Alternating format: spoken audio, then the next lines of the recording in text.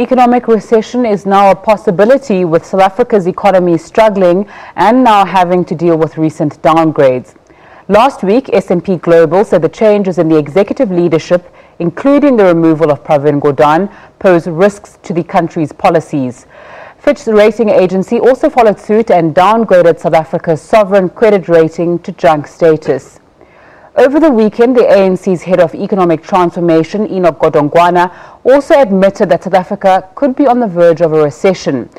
To look further into the issue, I'm joined in studio by Chief Economist at the South African Institute of Race Relations, Cruickshanks. Thanks so much for your time. What's the possibility of South Africa going through a recession, and how would we get there? Well, first of all, what is a recession? It is 2 consecutive quarters, that's 3-month periods, of a shrinking in the economy. Well, it is a possibility, and one of the reasons is that the first quarter this year, we haven't had the data out for that yet, will have been a good recovery from last year, basically because of the recovery from the drought, an improvement in the agricultural sector, and a bit of a seasonal pickup. So then it may have a higher base from which regrettably we could actually fall. Could it happen? Well, I think what we've seen now is a real harsh blow to confidence, to investor confidence, to consumers' confidence, to business confidence, and there is nothing that the financial markets hate more than uncertainty, and that's what we have a lot of now. So I'd say in that environment, it's quite possible they would not invest in any new fixed investment, they would not be buying plant and machinery, hiring people. In fact, it could be quite the reverse, and that is why, yes, there is a possibility that we slip back into recession.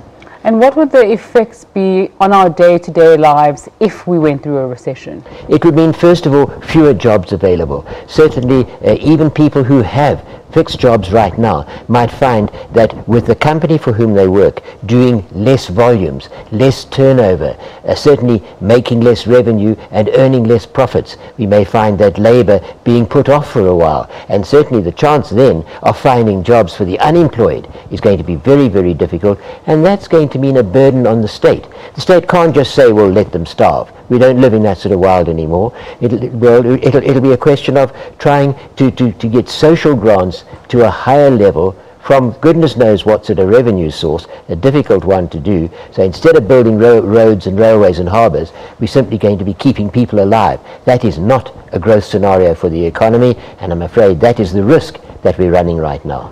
There is a lot of financial doom and gloom at the moment because of our 2 downgrades. We're hearing that there might be a recession.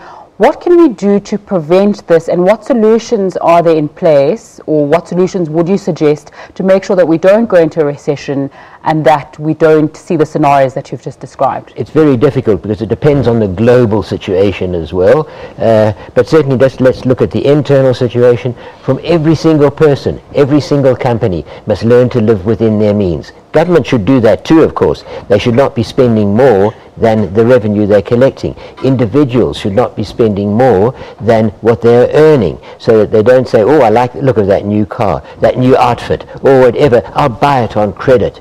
You know, they may not have the same job forever, and I think that is the thing. Learn to live within our means. South Africans are not good savers. We're good spenders, but we often spend what we don't actually have in cash now, and I think we have to change that as an outlook. Maybe that would lead us to breed efficiency in business, in industry, and in our own management. How long do you think it will take South Africa to recover from junk status? Obviously, as you said, it has to do with a lot of factors, but best and worst case scenarios. Going back the last couple of decades, there's only one country, I think that was South Korea, that recovered from a downgrade within 2 years. That was the best. The worst was those that are still in a downgrade after more than a decade. So it could take quite a long while. We have to look at where this last happened in South Africa in the 1985 to 1995, the time of the debt standstill. We had our access to international credit cut off, and it took us over a decade to rediscover a sound investment grade. In the meantime, we remained cut off from foreign investment, capital which we desperately need to employ and grow the economy. Is it, people have said that obviously the first downgrade was not good, No. The second one almost seals our fate for this doom and gloom that we're speaking about.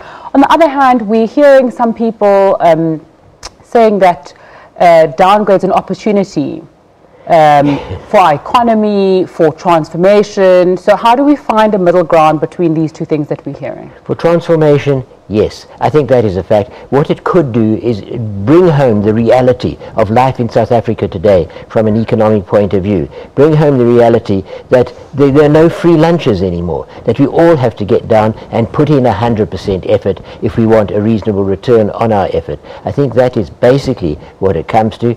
Will we as a population adapt to that? Time will tell. Also, we need a pickup in the global commodities market. We need demand for the stuff that we produce, like precious metals, gold, platinum, industrial metals, iron ore, copper, and so on. And if we find that the global economy picks up, then we will have an ability to export into those areas that have got a higher level of demand, and that would help us too. Time will tell. There's no guarantee about that. But globally, the rate of recovery is fairly slow. It's not buoyant like it was a decade ago, and that we'll have to overcome, and that may take quite a lot of time. Mm-hmm. One of the signs that apparently markets look for is policy, how our new finance minister is going to proceed.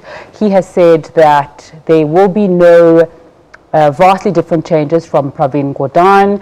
What can we take from that? A continuation of a responsible conservative policy, if that proves to be so. The markets are somewhat put off by the fact that the first thing that the finance minister said, we are going to go ahead with a nuclear electrification program. Now, you know, that makes people worried, because where's the money going to come from? Will it be taken from other more productive areas? We don't know. What we need to see is that government lives within its means, that it doesn't go overborrowing, overspending that for that which it can't afford. I think it's a possibility, but I rather feel that it will take longer and it's not going to be any immediate recovery.